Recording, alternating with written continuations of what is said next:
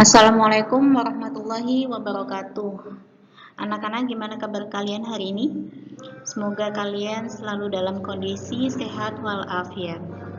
Kita berjumpa lagi di pertemuan ketiga, tetap di video pembelajaran daring. Jangan bosan-bosan ya. Untuk pertemuan ketiga ini saya akan menyampaikan tentang materi seni patung. Sebelum saya menyampaikan lebih lanjut, silakan siapkan buku dan alat tulis untuk mencatat materi saya di pertemuan ketiga ini. Untuk mempersingkat waktu, saya akan langsung membahas tentang materinya di slide selanjutnya. Tentang pengertian serta bentuk dan jenis seni patung. Plastic art atau seni plastik. Maksudnya plastik itu adalah mudah dibentuk. Jadi menggunakan plastik art itu karena mudah dibentuk.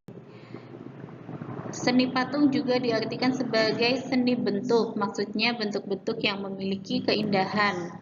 Patung adalah pemaparan ekspresi, gagasan, dan ide dalam bentuk karya seni rupa 3 dimensi yang merupakan tiruan dari bentuk manusia dan alam dengan menggunakan berbagai teknik khusus. Jadi seni patung itu adalah seni untuk membentuk suatu tiruan yang meniru manusia dan alam. Itu yang disebut dengan seni patung. Jika kalian sudah tahu tentang pengertian seni patung, di sini seni patung dibagi menjadi 3 macam berdasarkan pembuatannya. Yang pertama, patung sebagai fungsi personal.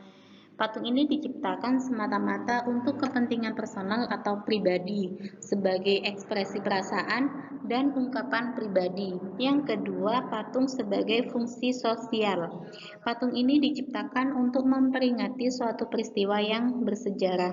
Dan yang ketiga, patung sebagai fungsi fisik. Patung ini diciptakan semata-mata untuk menikmati keindahannya. Jadi patung dibedakan menjadi 3 tadi berdasarkan tujuan dari pembuatan patung itu sendiri. Nah, dalam seni patung ini itu juga ada bentuk dan jenisnya berbeda-beda. Jika dilihat berdasarkan bentuk, itu dibagi menjadi 2, bentuk figuratif dan non-figuratif. Bentuk figuratif itu dibuat dengan meniru bentuk yang ada dalam kehidupan nyata, seperti bentuk manusia, hewan, atau tumbuhan. Jadi bentuk figuratif ini adalah membentuk patung itu sesuai dengan apa yang ada di kehidupan nyata kita. Kayak tadi manusia, terus hewan, terus tumbuhan, jadi itu dalam bentuk figuratif. Sedangkan yang kedua, bentuk non figuratif, itu bentuknya tidak menyerupai bentuk aslinya. Biasanya hanya menampilkan garis, lekukan, atau bagian tertentu suatu objek.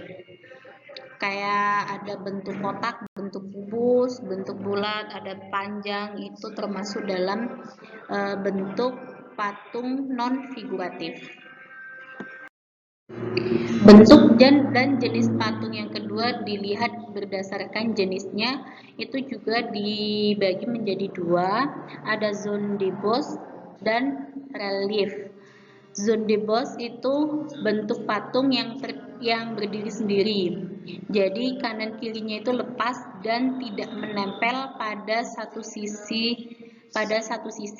Yang kedua itu ada relief, itu patung yang menempel pada permukaan dinding, biasanya menceritakan adegan penting dalam suatu cerita. Ini biasanya kalau kalian bisa lihat itu kalau kalian pergi ke tempat-tempat bersejarah seperti monumen, terus candi, itu biasanya di dinding-dindingnya itu ada patung yang menempel di situ yang menceritakan sejarah dari kayak candi itu, sejarahnya seperti apa. Jadi itu yang disebut dengan relief. Selanjutnya dalam seni patung, kalau kalian mau membuat patung, tentunya kalian harus menyiapkan bahan, alat, dan teknik apa yang akan kalian gunakan dalam membuat karya seni patung. Yang pertama yang harus kalian siapkan itu bahannya. Bahannya itu dibagi menjadi 4. Jadi ada bahan lunak, itu merupakan material yang empuk dan lentur sehingga mudah dibentuk. Contohnya itu ada lilin, tanah liat, sabun, dan lain sebagainya. Yang kedua bahan sedang, itu merupakan bahan yang tidak terlalu lunak dan tidak terlalu keras juga. Contohnya seperti kayu waru, kayu randu, kayu sengon, dan kayu mahoni. Jadi kayu yang digunakan adalah kayu yang tidak terlalu keras, yang bisa dibentuk. Yang ketiga ada bahan cast, itu merupakan bahan berupa kayu yang keras dan batu-batuan. Jadi kayu yang digunakan itu adalah jenis kayu yang cukup kuat atau keras. Contohnya kalian bisa menggunakan kayu jati, kayu sonokling, atau kayu ulin. Sedangkan batu-batuannya yang bisa kalian gunakan itu batu padas, batu granit, batu andesit, dan batu polam atau marmer. Yang keempat, jenis bahannya itu bahan cor atau cetak. Nah, bahan ini itu dipakai dalam proses yang bahan yang digunakan dalam proses ini itu bisa kalian gunakan semen, pasir, gips, logam, timah perak, dan emas. Juga beberapa bahan kimia seperti fiber atau resin. Jadi itu bahan-bahan yang harus kalian siapkan dulu sebelum kalian membuat patung. Selain bahan, tentunya kalian juga membutuhkan alat dalam membuat patung. Jadi alat-alatnya cukup sederhana, juga mudah untuk dicari di sekitar kalian. Alatnya itu yang pertama ada butsir, meja putar, pahat, palu kayu, cetakan, dan sendok. Nah, setelah kalian menyiapkan bahan dan alatnya, kalian harus menentukan teknik apa yang akan kalian gunakan dalam membuat karya seni patung.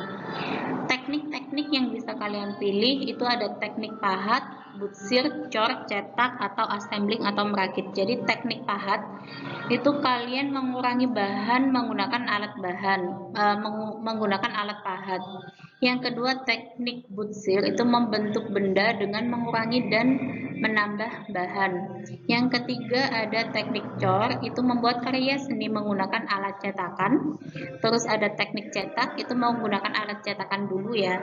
Jadi membuat karya seni dengan cara membuat cetakan terlebih dahulu, hampir sama dengan teknik cor.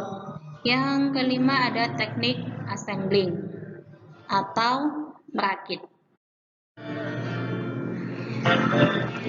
Itu tadi materi yang bisa saya sampaikan di pertemuan ketiga ini. Semoga kalian mencatat materi mulai awal sampai akhir untuk bisa kalian gunakan sebagai referensi dalam mengerjakan tugas ataupun ulangan-ulangan selanjutnya.